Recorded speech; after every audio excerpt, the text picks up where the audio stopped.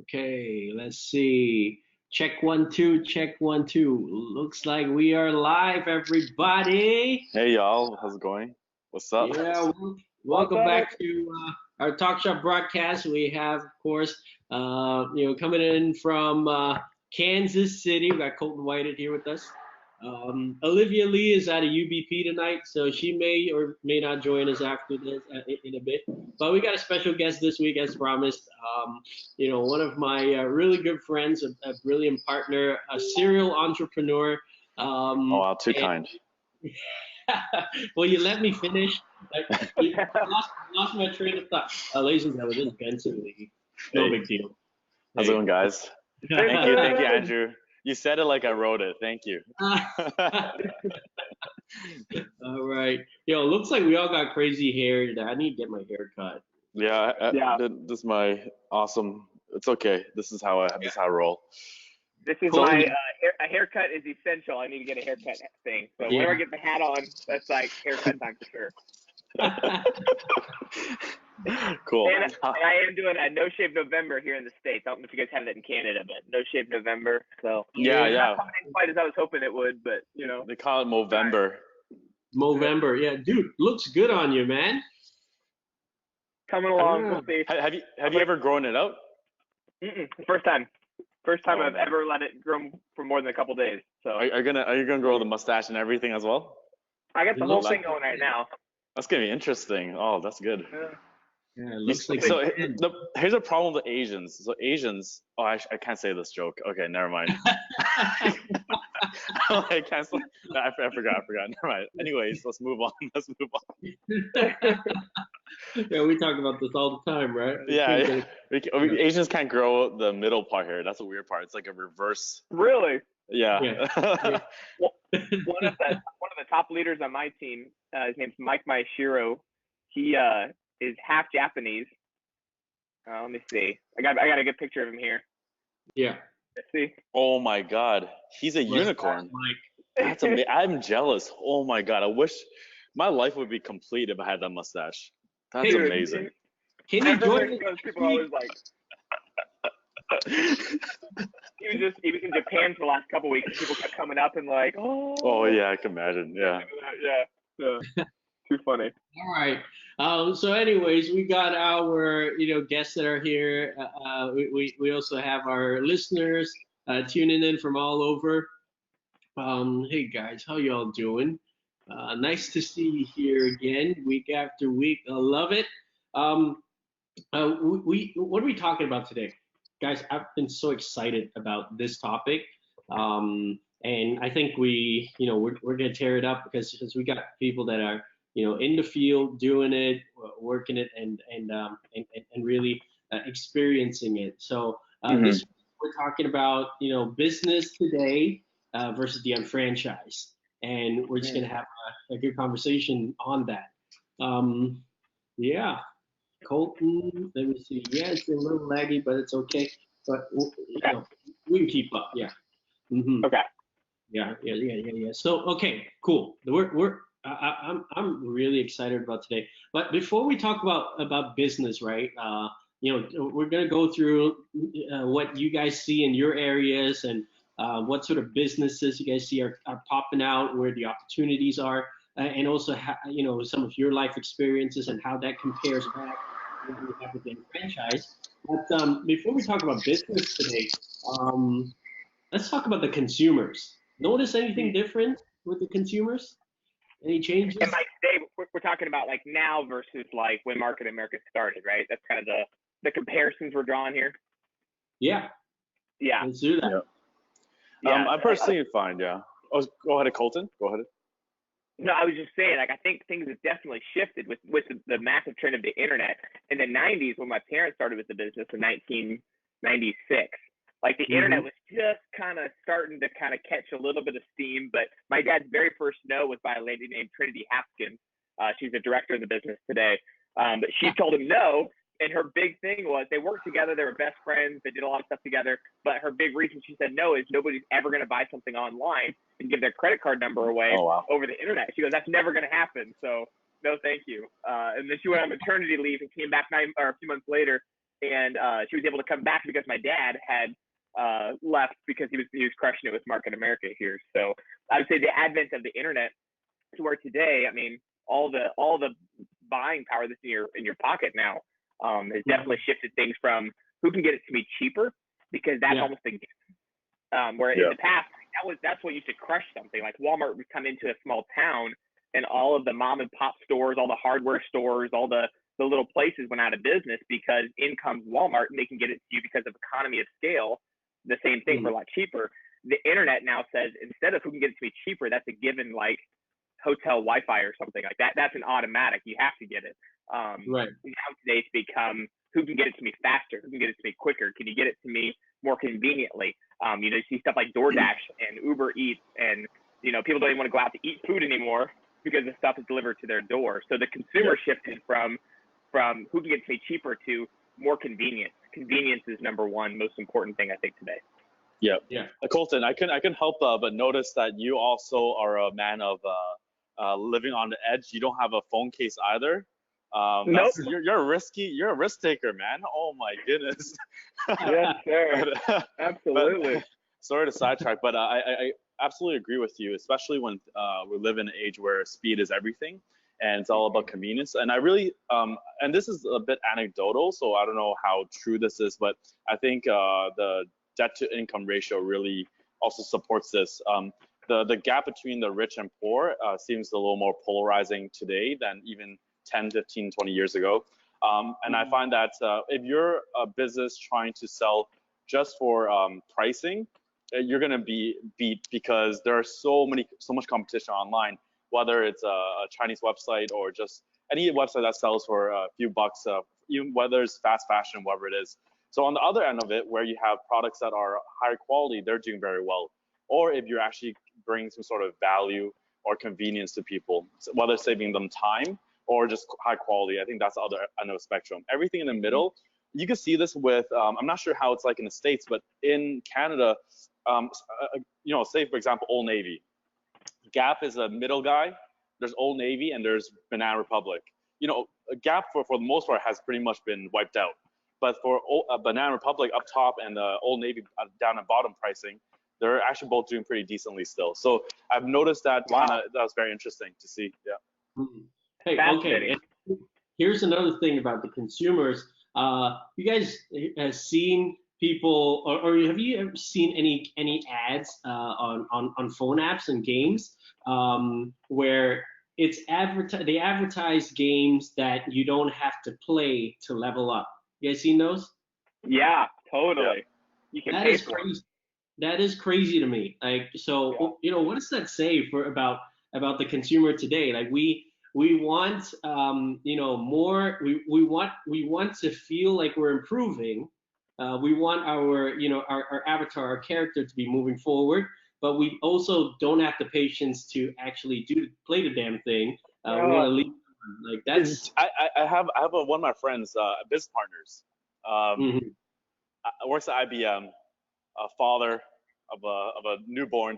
And one day we're working and I see him with his phone on the side. I'm like, hey, this is game playing. I'm like, what's going on? He's like, I'm playing but not playing. I'm like, what are you talking about? And I think it's one of those games, right, where it just plays by itself. How does that work? Like, what is going on there?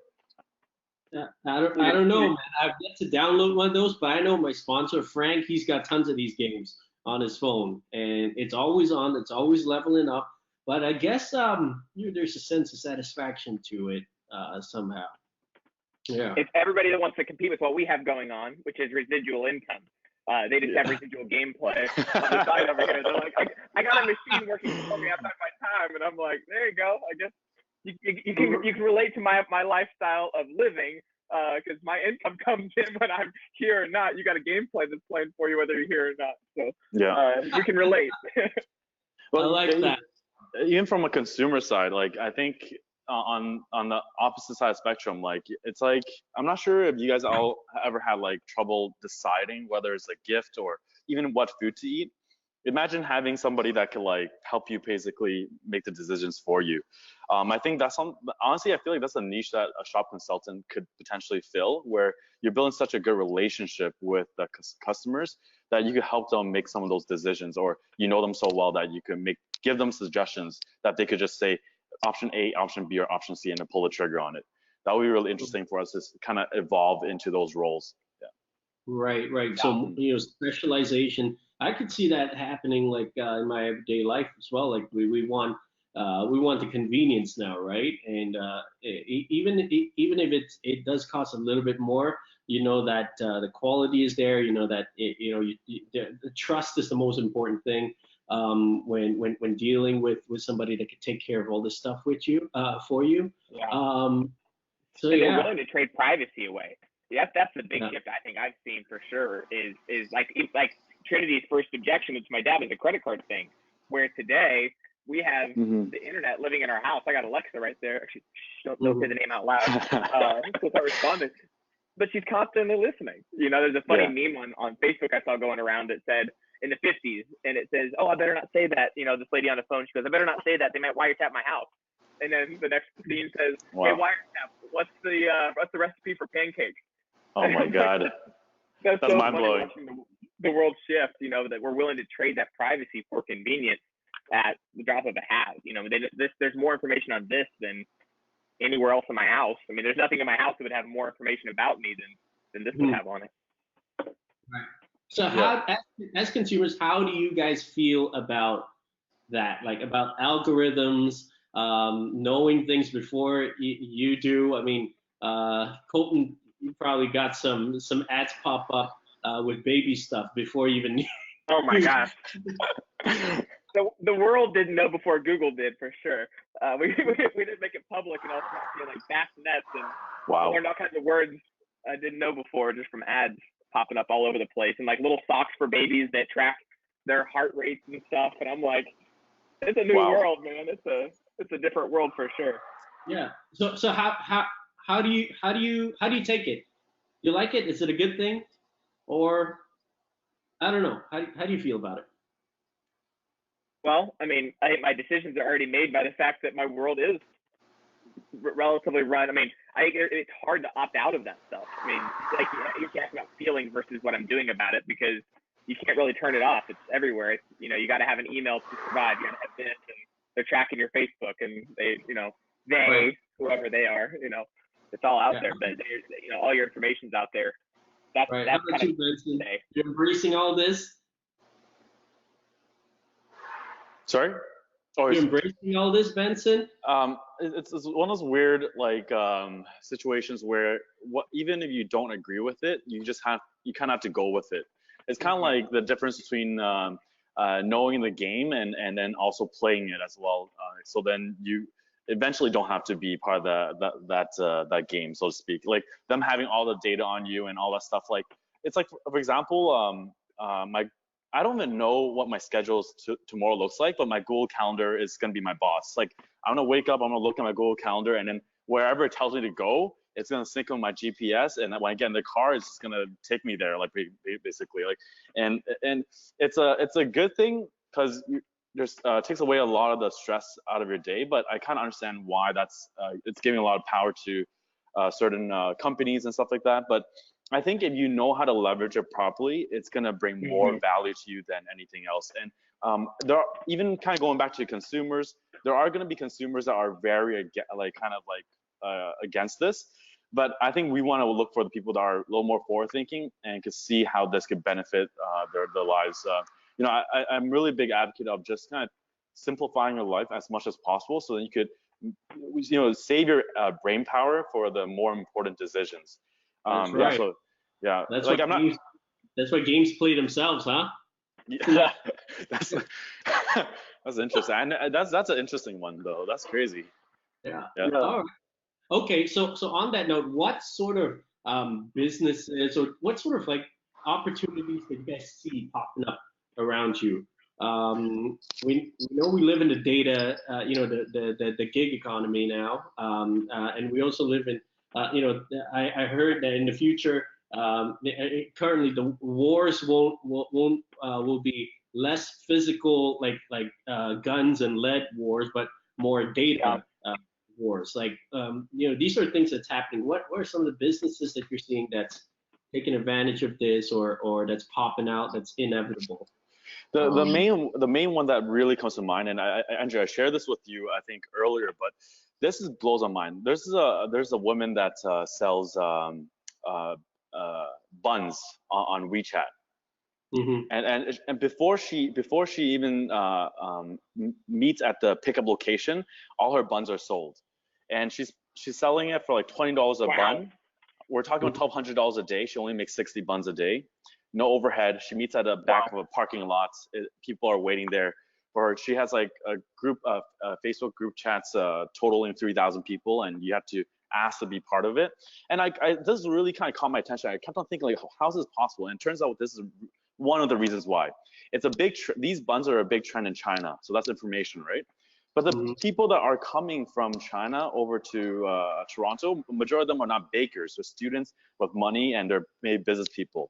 So this one woman that knows the recipe for the bakery, she just really kind of found the perfect kind of space for her, and resulting $1,200 a day for making 60 buns a day, which is pretty incredible. And the reason why I bring this up is because my mom got offered to buy a bakery a few months back, and it's like it's like you can't get out of having to purchase all 3 locations. And we're thinking about it, but I'm like, that's such a bad idea now. Now thinking about it now, whether it doesn't make sense to have physical locations when it comes to even like, if you told me like even 3 years ago a bakery doesn't need a physical location, I would be really confused. But now today, I feel like anything's possible. It's pretty mind blowing. Yeah. Huge. Definitely, it's a really interesting shift. Like the things I've seen, I talk to people all the time that have these other side hustles going on. The amount of people that have side hustles going on in addition to their full-time job is unreal. With the DoorDashes and the Uber and the Uber Eats and the delivery stuff. You get paid at the end of the day. You get paid for the value you bring to the marketplace. And there's these companies now that are taking advantage of consumers that want the convenience, the restaurant that wants more customers, and somebody that has a little hustle and drive in them, and they connect it all together through technology and make it happen. Anybody that has a hustle today, I think what's going to really separate out over the next 5 years is the person that has the hustle from the person that thinks knowing a lot of information is important. If you have a hustle and you got that like fight in you, you're going to make more than somebody that just had a 4-year degree. I don't think that's going to be as valuable in the future, because they're going to pay you less for what you know and more for what you can accomplish with your energy, like Benson was talking about, like the energy that you have. I saw an article about a kid. Krispy Kreme recently closed its last location. Krispy Kreme is a donut place here in the States. They closed their last location in Minnesota. And he looked and he saw that there was one in Iowa that was like 140 miles away. And so he started doing it on Facebook. He did Facebook groups and created a Facebook group and started sending stuff out. And like word got out that he would do these deliveries on Saturday morning. So he would go down there at like 2 o'clock in the morning, drive back up and stop at these Targets in these tiny towns along the way, and sold like enough to pay for a college. Sold like 100 and something boxes per week to all these people just because he was able to get it to them faster. Krispy Kreme went out of business, but the demand for them was still there, and he just made the distance. He made the gap there, which is amazing. So that's just a different world. If you have that, if you got that hunger, that fight, the opportunity is getting bigger and bigger and bigger for somebody that has that. And if you're lazy and think that you're just going to get by from just showing up, I think that's what's going away more than anything else. The side gigs all have to, it has to come and play. Man, but also, we on the other end of the spectrum, we got people that are that may have been, are blessed enough to really put somehow circumstances allow them to put all of their focus onto one thing, one project, one app, and build it out, and got bought for $1 billion. Like, there's that that part of business as well, which is, very, very interesting. I think people, like app developers, these are like your modern day inventors. Like these are, back then it's like building a table back then. A table, solves so many problems. It gives us a place to sit at, to eat, to do work, and changes the world. But now, if you open up, the App Store, you just look at the vast things that, the selections that we have just to make our lives easier. You talked about the calendar apps and all of that. I mean, it's crazy. So there's a lot of money there, but only challenge with that is that there's also a lot of competition. And I think I said this on one of the earlier episodes. I was reading a book. It said that today it's never been easier. There's never been an easier time for somebody to become a billionaire, but Yeah. never been harder for somebody to become a millionaire. Wow. Ooh. Which is nuts. Which is nuts. Yeah. Why is that? Wow. Why is that? Yeah.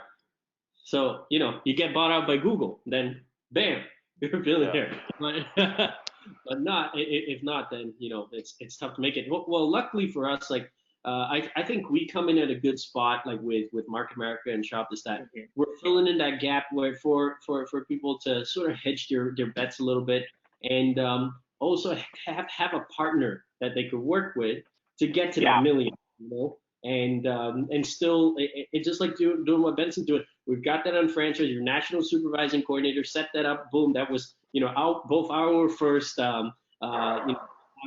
main pot of gold, and that branched down to other things. By the way, you got to give us a tour of your new rock climbing gym. We would love to see it. Yeah, can't wait. Colton, when are you coming back to Toronto, man? Dude, I need to come up. Yeah, seriously. Like, all my new best friends are in Toronto. Oh yes. No, that'd be awesome, man. It would be great, and then we could do a live tour. That'd be amazing. That'd be so fun. And when it comes to like the whole millionaire thing, I'm actually really surprised. Like, because I really agreed with what Colton mentioned about just nowadays. I feel like just being the person that is willing to hustle a little more. You already get you turn heads just for doing that little bit extra. I was talking to no, actually, sorry, this is we were doing some volunteering a few weeks ago for a local politician, and it was because people are volunteering the time, and if you're the one that actually puts a little more effort, they already want you back, or it's kind of mind blowing how, and I think it really goes to show how much people are just kind of doing the bare minimum and not really doing the little bit extra. But that little bit extra really kind of, really adds up. I remember talking to an Olympian long time back in high school. We got a chance to meet an Olympian at York University, and I asked her like, give us some, what's the golden tip that you would give us, right? And she said the difference between the goods and greats is that one extra rep at the very end. The really good athletes will finish the sets, but the great will add the one extra rep, which if we add up all every week of training, every month of training, 4 years of training, that adds up to the greatness at the final race, which is like mind blowing. Oh. Yeah. Oh wow. That's so good. We all got to do.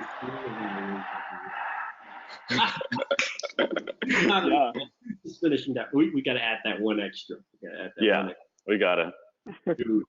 Benson, can you walk us around your place a little bit? Yeah, you know what? Let's do this. It might be a little loud, but let's go for it. So this is not really my place, but this is just like a little upstairs office space. So they're gonna be doing some workshops here for kids and stuff like that. Like it's a little back area, but we're gonna walk. I want to flip this around. Yeah. Okay, here, I'll flip this around. Here you go. All right, so this is the staff room. No big deal, just where. It's pretty big. What staff you planning to have? We have about 20-ish, yeah. So we have the, let me go up the mezzanine first so you guys can see. So if hopefully I don't fall and on camera, but this is a little mezzanine area. Right. So yeah, we have this little space here. And they're doing some sets and stuff like that. You have a training area in the back there. And so this is the front area. Oh, it's huge. For a climbing gym, it's pretty small, but this is some sitting area. Yeah. And that's gonna be a cafe over there. Love it. And basically this whole area here is going to be able to like work area for people to chill and do some work. One of the ideas we really want to make is to have a space where people entrepreneurs can come, even if they're not climbing, they could just have a coffee and do some work with some really good Wi-Fi and stuff like that. That's kind of the vision to make that happen. I'm gonna step back in the room because it's kind of loud. Okay. and show the plan there. Yeah, exactly. And we have a meeting room, we have the space. So that'll be kind of cool because having a space nowadays, like I think that's one of the biggest problems I find, like just being like working. I don't like working at home exactly. I like kind of going out kind of. I think is really important. And I find it's a little frustrating. Andrew, we talked about this before. It's so frustrating trying to find a consistent space. You go to Starbucks sometimes and it's just kind of, you know, it's full or something like that. Having that consistency is so important for the mental. Like driving somewhere, you know that there's going to be a space for you to work. I think that's super important. So hopefully this space, it's coming along nicely, man. So proud of you. I love it, man. That's Thank you. Awesome. So cool. Thank you guys. And all this cool. wouldn't. And the thing is, all this wouldn't even be possible without like the franchise kind of giving that all that experience, kind of connections, and meeting the right people. Like take this in. How I'm only one of a few partners with this gym, right? But they came up to me about this project because they knew I was ready in business. How did that happen? That didn't happen by accident because I was a franchise owner and I was able to build up my confidence to talk to people. And they, at that gym, that community knew me as a business owner. Why? Because my 2-minute commercial, because my what is it? And that's the reason why they knew. So how is this guy climbing at 4 p.m. And it's just kind of opportunity come to you as well afterwards as well. So I think that's something that's oftentimes overlooked. If I had jumped into this business venture before the franchise, it would have been one of the worst ideas ever. I wouldn't have the right skill set. I wouldn't have the right communication skills. And let me tell you this, guys, working with business partners, when lawyers are involved, you better have really good communication skills, that's super important. Whereas on franchise, it's a lot of that's taken care of for you, and you get to be in a very good and safe environment to learn and make mistakes and stuff like that. Huge. Right. So can you walk us through a little bit like what it takes like in the beginning in terms of time wise to get all this set up, investment wise, and you can share some ballpark figures with us. Like that would be something interesting for our listeners to hear in on. Yeah. So for time wise, this whole project from start to now, it's almost been 2 years, and a lot of that time was finding the right space and also having construction delayed. In terms of figures, like whatever the number you guys come up with for a business plan, whoever has any ideas for whether it's making an app, whatever it is, there's a golden rule: multiply it by pi, multiply it by 3.14. And so we originally thought we could get away with 300,000, but no, we're already well over $1 million into the project now, and wow. Yeah, it really adds up paying employees. Like I think that's one of the most highest expenses, and it's on a monthly occurring monthly rate.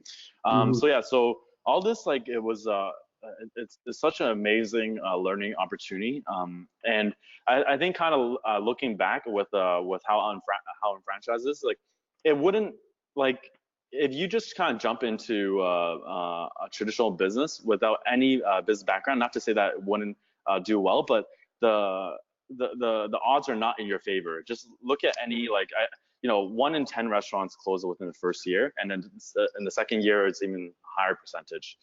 So having even a bit of a foundation to kind of start off with is super important. Like one small thing, I'll tell you this right now: negotiating. Something as small as being okay. So one great thing about UnFranchise is you're kind of you're pushed into an environment where you're kind of stepping out of your comfort zone to know how to ask. This is great for people that have a career but can't get a raise because they don't know how to ask for that raise as well. This is the difference between paying a full month's of rent with your landlord versus negotiating with the landlord and saying, hey, can we pay half until we're open, or something like along the lines of that, which could make a huge difference for your bottom line. We're talking about tens of hundreds of thousands of dollars potentially by just being willing to push. And the reason why I'm bringing this out is because there are partners within this group that were not willing to push, and there's some individuals that were willing to push. And the ones, when you do push, it makes a big difference. And I feel like that kind of skill set doesn't normally come naturally. At least for me, it didn't come naturally. I really had to learn from the team and other experiences with UnFranchise that really kind of pushes you out the comfort zone for sure. Right. Yeah. Wow. And Yeah, that's so cool. Yeah. Dude, that's awesome. So meanwhile, you're, building your own franchise as well still, right? Like we're Absolutely meeting people, we're going to events, which I love because the franchise, as you guys know, is designed to be built on a part-time basis. And the three of us, we know that it's more important for someone to be consistent, but putting in a little bit of time a week than it is for someone to come up with a big push at a short, big burst in your business. Yep. So that's it. Yeah, on that topic, what Jim coming out the past weekend and having that conversation with you, Andrew, and having a conversation with some of my family members, like I think it's a perfect timing for me to also kind of really commit the next year, half, 2 years to really kind of build out the franchise before kind of going on some other travel plans and whatnot on some other crazy adventure of building elsewhere. But I think that would be the most important part. And you actually touched a little about this earlier about the focus part.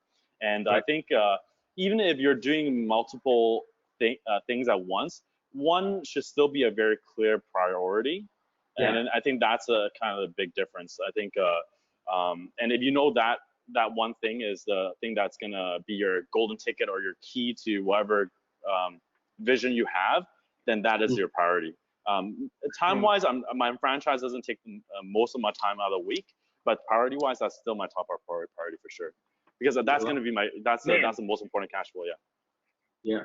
And dude, that's so good. I love the fact you even said that. Like the way you just positioned that, because a lot of people think, oh, it's one thing or the other. Like I can't do all these other things, and I'm like, no, this frees you up to then do all these other things. But as long as the priority stays, like aligning your priorities versus aligning your time. I think that's the first time I've ever heard somebody walk through that. But that's really powerful, because you see people that like go on and do other stuff, but they lose the priority of, they have the time, they lose the priority of shop.com, and you see their business takes a hit for it. Versus other people, like what you're saying there, it stays priority number one, even though time-wise it only takes 10 hours a week out of their time. It's still priority number one, because there will become a time where there's a decision to make. What are we going to prioritize in this moment or in this day, or this meeting comes up, I really need to get to this. What's the priority there? And it's huge. Yeah, absolutely. Yeah. It makes such a big difference for like, I think it's mostly about the big picture, like understanding the big picture of like not even just a few years down the road, like 10 years down the road, like what does your life really want to look like, right? And I think that's the biggest realization as well. Yeah. Also, a question for you on this. Sorry, Andrew. No, go ahead. Benson, like one thing we struggle with is in the unfranchised, when we were talking to a new person, is getting them to shift from employee to entrepreneur mindset, that they're building something that's going to pay them in the future. Like you got to start today, you're not going to get paid for today. Versus if you wash dishes, you're going to get paid for the dishes you wash today. If not today, then by the end of this week. So that delayed gratification, how is that with the unfranchised helped you with that? Because I'm assuming you've not turned a huge profit yet on your climbing gym. It's been a 2-year project. I'm assuming it's not, a cash flow and you a lot right at this point. So how is that mindset shift helped you in the new business? Like, this is a really interesting thought process. This is one of my biggest issues with. I mean, this is a blanket statement. I'm sorry, but like, this is one of my most common issues I see with a lot of Chinese restaurant business owners in my local area. I got a chance to talk to a lot of them. I'll give you an example of what that looks like. They say this restaurant, they're killing it with a club sandwich that is doing really well, and they're selling a lot of these club sandwiches. And what they decided to do is they immediately try to think of how to decrease the cost on the club sandwich, like take out a slice of cheese to increase the profits, instead of thinking of how to scale this and make it even a bigger thing. And I've seen this so many times with different business owners. And I think that even though they're technically titled a business owner, that's still a very employee mindset, I find. I think the business owner really has that vision of understanding what is the end, what's the game plan, what's the end goal, and even not just the end goal. Like when you get to the end goal, like what does it look like for your brand or your lifestyle? I think that's the most important thing. With the franchise, it's not even just being about entrepreneur or whatnot. It's really just kind of understanding what exactly you want out of your life, basically. Because there's all types of different entrepreneurs out there, and there's all types of different employees out there, right? And I think that shift of understanding so clearly what your life will potentially look like, and really telling yourself, I cannot not settle for anything less. That was a big. I remember one time Andrew and I and our team, we went to some Mont Tremblant, a place to a cabin. It's really nice. We're having a couple beers, we're having a couple steaks, and I remember we're sitting by a fireplace, and Andrew was like, "We're screwed." And I'm like, "What do you mean?" It's like, there's no way we're gonna settle for anything less now. Once you realize that vision of what life potentially could be, you can't settle for anything less. So, and all of a sudden you're not playing for the short game. You're not looking for the short-term money. You really want for the long-term income, right? Short. You need some money to survive, and you do need your bases covered. But and I think I agree with that. But once you figure out, plan those numbers down, and write down exactly, say I need $3,000 a month, whatever the number is. Once you can take care of that, and the rest of the time should be focused on really killing it. Yeah. But Colton, I'm always impressed with your mindset, and I find that for some individuals, it doesn't come naturally, and I find it's a little frustrating sometimes when you see potential in people, and you really but they don't see it in themselves yet, and sometimes I wonder how long will it take, because I don't know. Andrew, I should ask you this, because I was very different from when I first started the business to how I was developing as an individual. I'm still growing to this day, but I'm sure there was times where you weren't sure if I was going to grow into the role that I need to fit as well, right? Yeah, dude, I wasn't sure if I was gonna be good enough, man. Like we sort of built this together. Like we grew together. I think the environment, the atmosphere, what Lauren said at this past convention, the atmosphere is so important. It's so important that it makes or breaks, whether you got the potential or not, whether you got the capabilities or not. The atmosphere makes or breaks, the person. And because we had each other, we were around each other a lot. We built each other up. But because while some people didn't have that, or they had some poor circumstances, then unfortunately it didn't happen. No matter how big the potential.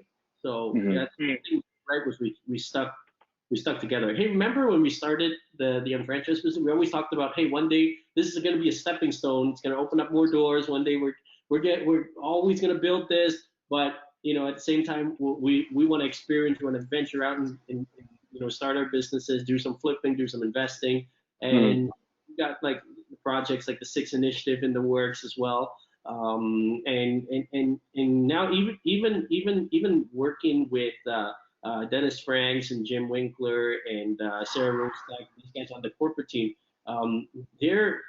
everybody's like got an entrepreneurial drive mindset, always thinking, how do I make this better? How do we make this company better? How do we make this last for generations?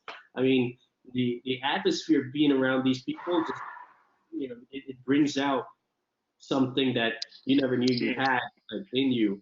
I think we did that for each other. Yeah, absolutely. Yep, absolutely. Cool. Let's talk a little bit about vertical integration, and then we're going to wind down into summarizing a couple of things that the UnFranchise has. But vertical integration, you think not that you think you know that the UnFranchise Business and MarketAmericaShop.com is really built to be built around everything else, right? Like it fits into everything else, and just like how with your gym right now, you've got potential integration where there's now clients moving in, people that are very physical, people that maybe care a lot about their health. you know, and that could open up the conversation of supplementation and good quality supplementation. That's one of the things. What else do you see happening, or do you have any examples of other ways that the unfranchised business helps, you know, any other business that's coming up? Yeah, like I mean, it's I could talk about this all day. I'm sure both Colton, Andrew, you guys both see not only businesses but like even just brands in general. How much have people like like there are people that obviously understand this and some that don't understand. Just being part of the franchise, just being part of that positive community, it helps you grow your brand so much. Just that reach. We had garages like mechanics garages get influx of business just from our community talking about them, and they weren't even direct franchise owners, just because the franchise owner just spoke well of them. And I think that is such a discounted vertical of just a extra, like a cherry on top of what the franchise brings. In terms of vertical integration, it's funny because it fits so seamlessly, whether it's with a you know, shop local, whether it's inviting like say we're inviting we want Rex Stretch with Rex franchise owner to come in at our gym to do some stretch classes, and you know, inadvertently if some of those become clients, it helps his business, but also potentially generates business volume for us as well with the team. So there's a lot of verticals that are great for that. But even just down to daily things, like my girlfriend, she's recently trying to get into cosmetics, and realizing the kind of quality that Modus has, she could potentially start referring customers from that. So it's really cool that like there's so much potential with whatever you're interested in, not even just physical stuff. And I think that's something that like I always surprises me still to this day. That's the interesting thing. Sometimes you're doing something, you're joining a new club or joining a new sport, and like, hey, this could be great for business as well. And yeah, I'm definitely having probably leverage it to the best of my ability. So I would love to learn from you guys. What were some ways that you guys find that has been very helpful integrating into your lifestyle or traditional business as well? Colton? That's a good question. I love that. I was enjoying that. I was soaking it up on what you were saying there, because it all flows seamlessly because we are in so many different branches. You know, I think business at the end of the day is solving people's problems and helping people solve problems. They pay you for that, and we got solutions for every different thing. I was just talking to a friend the other day. I'm like, dude, you can make a whole business out of just talking to real estate agents that sell houses and then connecting them with our debt shredder program. You know, and that's another side thing for them. I'm like, there's so many pieces to this that somebody could add on to their world. You know, I'm connected right now. I'm looking at some real estate stuff for this next year that I'm excited about as my in addition to things. Oh, nice. Before the baby comes, that's kind of my project right now. I was talking to this guy. He does wholesaling and he does, you know, flipping and a lot of interesting pieces of what he does with real estate. And I'm like, man, it all just jives so well together with the unfranchise and the understanding of if you can combine it all together. Like this guy, I was like explaining how what I do and how what we do operates, and he's like, that sounds amazing. You know, I think when somebody starts out new, they don't know how to even describe what it is because it's so big. But as you go along, you start to understand how it breaks down and how it can apply to everybody. Then the vastness of it becomes really simple, and you can kind of explain it to different people in a way that makes sense for them from their angle. When you're new, you're just like, you people to do stuff they wouldn't have done otherwise, and people are like, oh, that sounds scary, you know. And developing some skills, you're like, oh, that really served this person, and talking to them about solutions and benefits, not features. Colton, you just reminded me of one of our partners, Daniel. He just stumbled across a growing business, and all they do is train people how to do public speeches. And I was like, wait a second, we're doing this for free. Like, this is crazy. Like, and I realized like how much stuff was already in, like, you know, we offer and also potentially could become a business in itself if you really think about it. All the experience, it's crazy. And they were talking how one of the jobs of that business is help them book speaking engagements to little small ones to help them start growing their confidence in speaking. I'm like, if you look at the structure of the coring and everything, it's a perfect. It's like it blew my mind. It just blew my mind. I was like, wow. Right. And the mentorship, like we so undervalue when we talk about the unfranchised, the mentorship aspect. I'm like, these guys are charged in the business world. They're charging 5, 10, 15 grand for real mentorship that we give away for free because we get paid 100% of what that person produces. So even if you pay for mentorship in the business world, they're not actually connected to your results. If you make a lot of money or if you don't, they already got paid. In our world, we're 100% intertwined. So I don't make a dime if my person doesn't succeed. Like that's such a flip. It's so funny to talk to people in the business world and like flip that perspective, and it's hilarious. Some of the things, from the outside world and the unfranchised world, we sort of have to flip it, otherwise we might get eaten up in business as well. Yeah. But there's lots of great lessons. Most importantly, you learn a lot about yourself. Building the unfranchised, you learn a lot about people, and also the curiosity to learn about business. If you have that. This is a great place to find out how certain industries run. I mean, you want to see, what's profitable, what's depending on different product lines, different industries. Look at the IBV and the BV percentages. Like then know what's profitable industry and what's more competitive. And I want to touch upon, now that we're on this, I wanted to just touch upon all of the things that, not all, but some of the things that we have in our unfranchise that people take for granted. Number one, super low startup costs. Right. For the tools that we get, we get cash flow right off the bat. We don't have to, right off the bat, we earn retail profit. Get activated and start earning those commissions. And another big one is offloading all of the the legalities, the legal, the corporate responsibilities. I mean, Benson, you know about it. It's hurting. It's hurting just hearing it, man.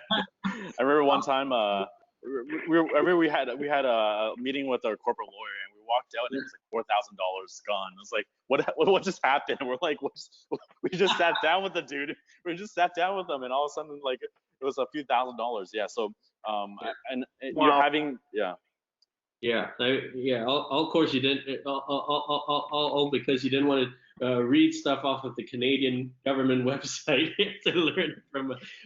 Man, it's crazy because the how little risk the franchise really is.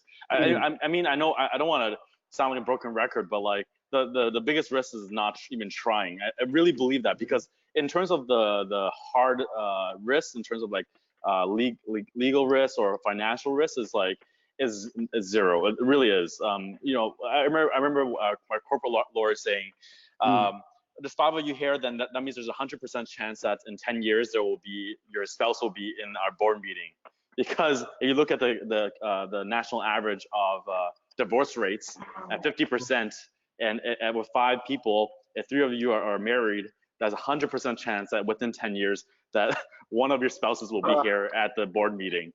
Take that in for a second. Just take that in for a second. Then he also, those are statistics, whether we want that to be true or not. And it blew my mind. I'm like, wow, 10 years from now, I could be in a board meeting with a stranger, basically. Right. So there's things like that with unfranchised where we really lucked out. Okay, get this.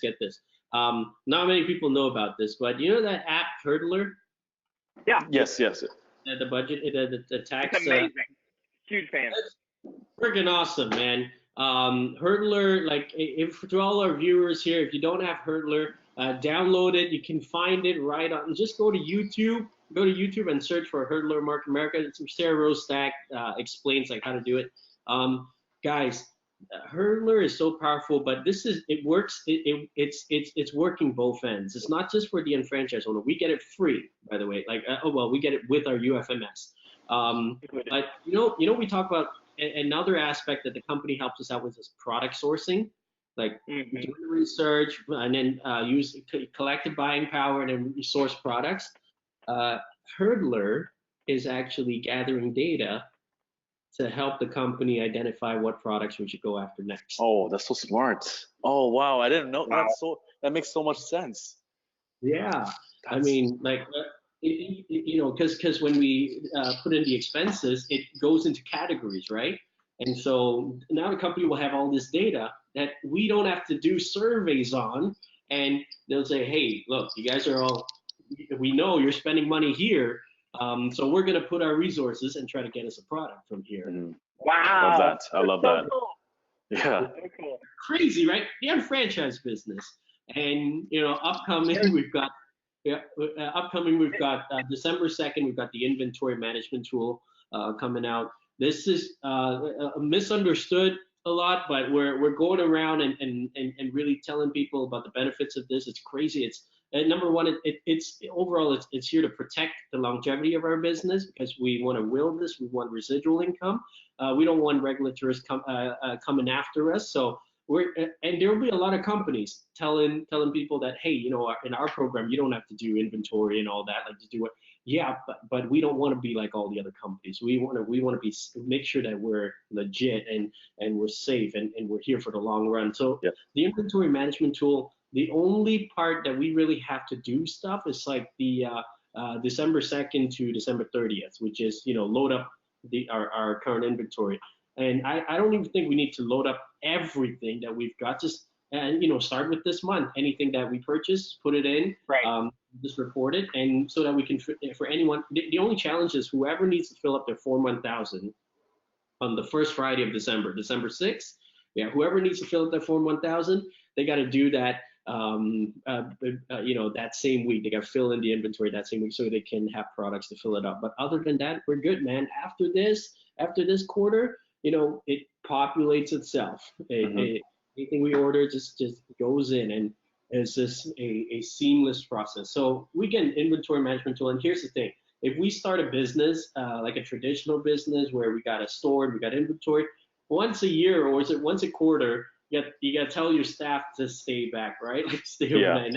Hates you for it. You count inventory. We don't have to do that, but we get a software program to take care of all that stuff. So lots of great stuff with the UnFranchise.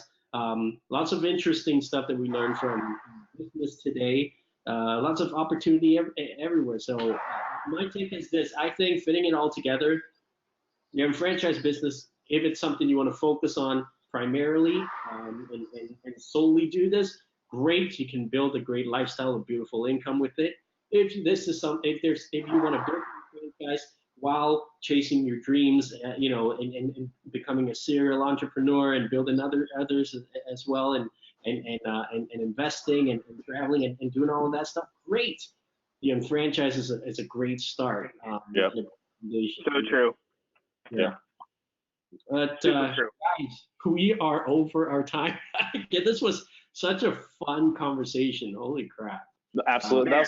I wish we could go longer. And you know what? I feel like we got to do this in person, Colton. So when you come to Toronto, let's do another one in person. That'd be great. Sure. Yeah. I'd love it. And go up to that cabin where you can get the steak and the whiskey. That sounds like a good time. Oh my goodness. Yeah. So we're due for that trip, actually. I need you guys to change me where I'll never be the same again. That's my goal when I go to Toronto. Let's do it.